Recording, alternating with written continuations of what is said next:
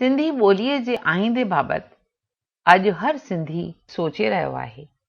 ॿोलीअ जे आईंदे बाबति अॼु असीं ॻाल्हि ॿोल कंदासीं सिंधीअ जे बर्ख साहित्यकार, भाषा विज्ञानी डॉक्टर सतीश रोहिड़ा सां।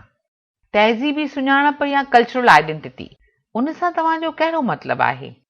इहो सुवालु सचमुच अहिड़ो अहम आहे जंहिंजी अहमियत ॾांहुं असां मां घणनि जो ध्यानु नथो वञे। समाज में सवें हज़ारे न पर लखें करोड़े शख़्स आहिनि। हिकु शख़्स खे ॿिए शख़्स खां जुदा करे सुञाणणु तमामु ज़रूरी हूंदो आहे ऐं इन करे ई जंहिं कंहिं ॿार जो जनमु थींदो आहे त कुझु ई ॾींहंनि खां पोइ उन ते कुझु सुञाणप जो निशान लॻी वेंदो आहे। उनजो नालो लॻी वेंदो आहे, उनजे ख़ानदान जो नालो लॻी वेंदो आहे, उन ते कंहिं धर्म जो नालो लॻी वेंदो आहे, उन ते कंहिं देश जी नागरिकता जो नालो लॻी वेंदो आहे ऐं ईअं हिकिड़ो माण्हू ॿिए माण्हू खां जुदा थी वेंदो आहे। ऐं लखे माण्हू जेके आहिनि, करोड़े माण्हू जेके आहिनि, से ॼण त यूनिक आइडेंटिटी रखंदा आहिनि। ऐं इहा रुॻो हिकु शख़्स जे लाइ ज़रूरी कोन्हे, हर जातीअ खे बि इन यूनिक आइडेंटिटीअ जी ज़रूरत पवंदी आहे।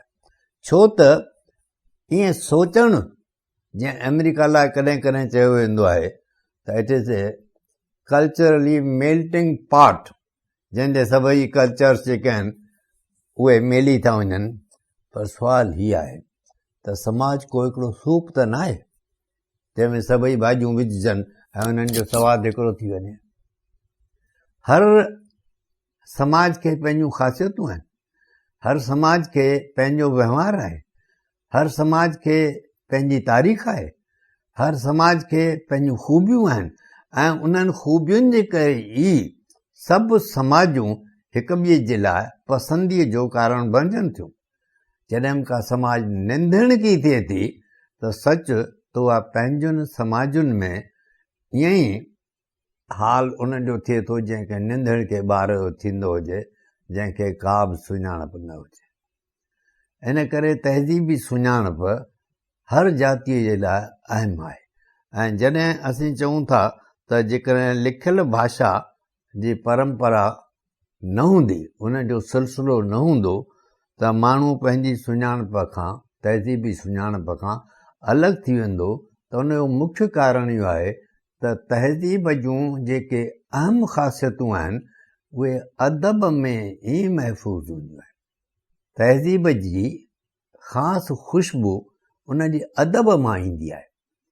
असां जॾहिं बि ॿिए भाषा जो अदब पढ़ंदासीं तॾहिं उन अदब मां उन समाज जी तहज़ीब जी असांखे ख़बर पवंदी। उन समाज खे असीं ॾिसंदासीं कोन वञी। इन करे जेकॾहिं असीं अदब खां अलॻि थी था वञूं त असां पंहिंजे तहज़ीब जी सुञाणप खां अलॻि थी था वञूं। ऐं जेकॾहिं असीं तहज़ीबी तरह सां निंदणका थी था वञूं त ॿियनि समाजनि में निंदणका थी था वञूं। इन करे लिखियल भाषा जी बि सख़्तु ज़रूरत हूंदी आहे। हा, इहो ज़रूरी आहे। जेकॾहिं उन में का रुकावट अचे त वहिंवार वारी भाषा खे त पंहिंजे बचाईंदो रहणो पवंदो आहे। ऐं असां सभिनी खे ख़बर आहे त जॾहिं लिखण जो अञा वहिंवार न थियो हो तॾहिं बि लोक अदब हुओ, जंहिंमां असांखे ख़बर पवंदी हुई त असांजे रहणे कहणे, खाधो पीतो, वहिंवार, वीचार छा आहिनि। छो त तहज़ीब रुॻो अदब में ई नुमायां थींदी आहे। इन करे असांखे लिखियल भाषा जी बि ज़रूरत आहे ऐं वहिंवार में पंहिंजे समाज जे जुड़ण जे लाइ, सामाजिक ॻंढापे जे लाइ ॻाल्हाइण वारी भाषा जी बि ज़रूरत आहे।